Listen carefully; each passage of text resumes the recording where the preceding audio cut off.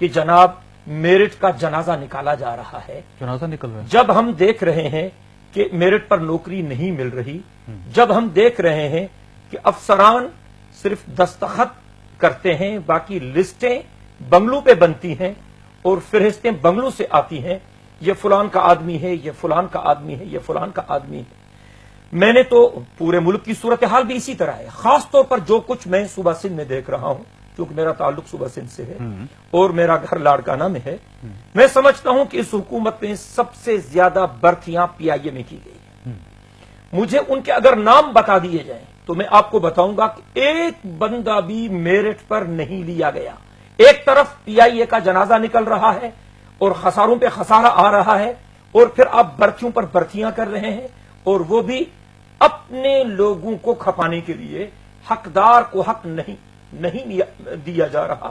وسیلہ حق پروگرام کے تحت پتہ نہیں کمپیوٹر کو کس طرح اطلاع مل جاتی ہے کہ جناب یہ فلان کا بندہ ہے، اسی کا نام نکالنا ہے.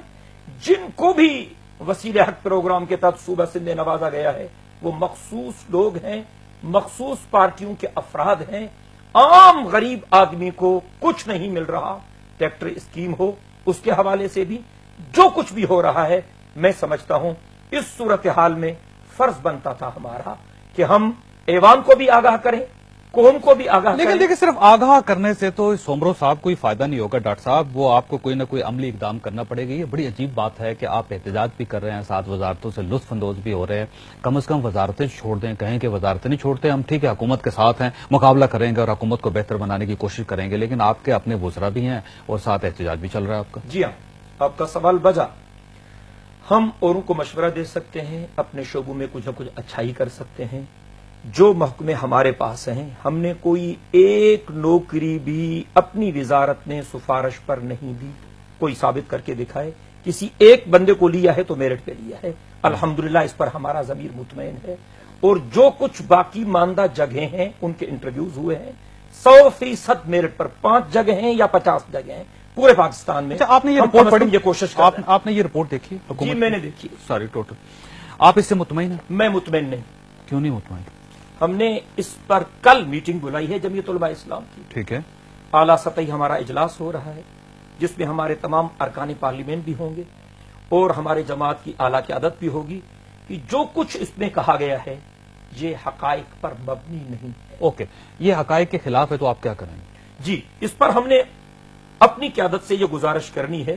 میرے صوبے نے تحریری طور پر اپنے مرکز کو لکھا ہے کہ جناب یا تو لوگوں کو ریلیف عملی طور پر ملے اور نظر آئے، اور اگر نہیں تو شاید ہم حکومت چھوڑ دیں. آپ حکومت چھوڑ دیں گے؟ جی ممکن ہے. آپ دیکھیں بہت بڑا اعلان کر رہے ہیں آپ. ہم نے انشاءاللہ ہم نے اپنے صوبے کی طرف سے اپنے مرکز کو یہ لکھا ہے کہ آپ 2 سال سے مزید انتظار نہیں کر سکتے. پہلے تو یہ آئینی ترامیم کا ایک بہانہ تھا. جو کچھ ہوا بہتر ہوا. میں نے پہلے بھی کہا، میں ابھی لیکن امکان ہے کہ آپ حکومت کے تحت نکل جائیں. میرے صوبے نے سفارش کی ہے اپنے مرکز سے کہ اگر حکومت عملی اقدامات نہیں کرتی، غریب آدمی کو اگر ریلیف نہیں ملتا تو میں سمجھتا ہوں پھر حکومت میں رہنے کا کوئی فائدہ نہیں. بالکل صحیح بات ہے. تسنیم قریشی صاحب ہمارے ساتھ ٹیلی فون لائن پہ ہیں. تسنیم قریشی صاحب، پہلے تو آپ کو میں معذرت چاہتا ہوں کہ آپ کو تکلیف دی بس، لیکن وہ آسمہ ارباب عالمگیر صاحبہ نے یہاں پہ تشریف لانا تھا، لیکن وہ ان کی والدہ کا ہارٹ اٹیک ہو گیا جس کی وجہ سے وہ تشریف نہیں لا سکے. ابھی ان سے تسنیم قریشی صاحب سے رابطہ کرنے کی کوشش کر رہے ہیں، ان کی آواز نہیں آ رہی. یہ بتائیے کہ ایسر اقبال صاحب کہ آپ یہ بہت بڑا اعلان کیا سومرو صاحب نے، انہوں نے یہ کہا ہے کہ کیونکہ عملی اقدام جو ہے وہ سامنے نظر نہیں آ رہا اور ہو سکتا ہے کہ JUIF جو ہے وہ حکومت کے اتحاد سے باہر نکل جائے. آپ کا خیال یہ کہ واقعی نکل جائے گی JUIF؟ دیکھیں، انہوں نے اپنے اس بیان کے اندر ایک کوالیفیکیشن رکھی ہے، کوالیفائی کیا اسے.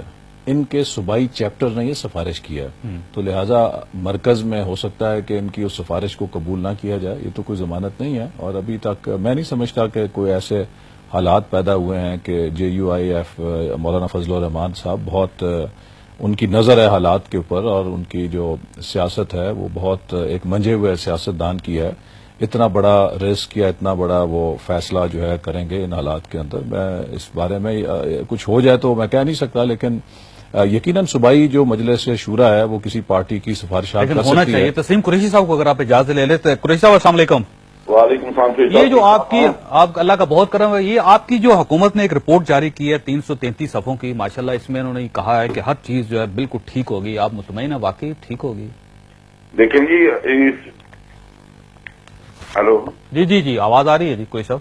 जी जी जी जी आवाज आ रही है कोई सब? बोलिए। रिपोर्ट के हवाला से जो इसमें मालूमात दी गई है, मैं समझता हूँ मैक्सिमम जो है वो तमाम डिपार्टमेंट से उनकी कारकर्दगी जो थी उन्होंने बताई और इसको प्रिंट करके आपके हवाले कर दिया। यानी ये रिपोर्ट 100% ठीक है?